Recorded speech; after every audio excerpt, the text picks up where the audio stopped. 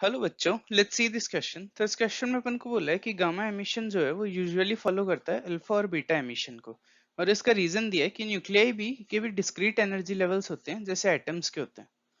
तो ये क्वेश्चन करने में जो की कॉन्सेप्ट यूज होगा वो होगा गामा एमिशन।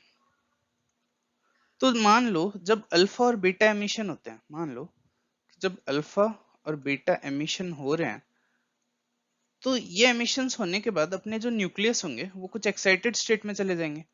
क्योंकि जो न्यूक्लियस होते हैं उनकी भी जैसे स्टेट्स होती है ना इलेक्ट्रॉन्स की, वैसे ही न्यूक्लियस की भी एक्साइटेड स्टेट्स होती है। मतलब न्यूक्लियस की भी ऐसे स्टेट्स होती है, डिस्क्रीट स्टेट्स होती है। तो वो न्यूक्लियस भी किसी एक्साइटेड स्टेट में चला जाएगा क्योंकि ऐसा एनर्जी प्रोड्यूस हुआ और ये सब हुआ है। तो ये जब न्यूक्लियस इस एक्साइटेड स्टेट से फिर से ग्राउंड स्टेट में आएगा ना, तब गामा एमिशन होता है। तब यहाँ से गामा एमिशन होता है।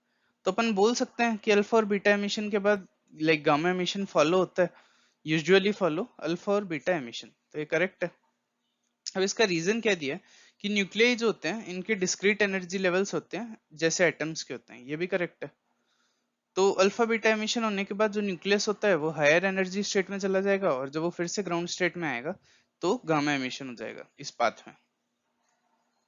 तो ये भी करेक्ट हो गया। और लेकिन रीजन एक्सप्लेन नहीं कर रहा सर्शन को, क्योंकि रीजन काइंड ऑफ ऐसा होना चाहिए था कि अल्फा बीटा एमिशन के अंदर जो न्यूक्लियस है वो हायर एनर्जी स्टेट में चला जाता है।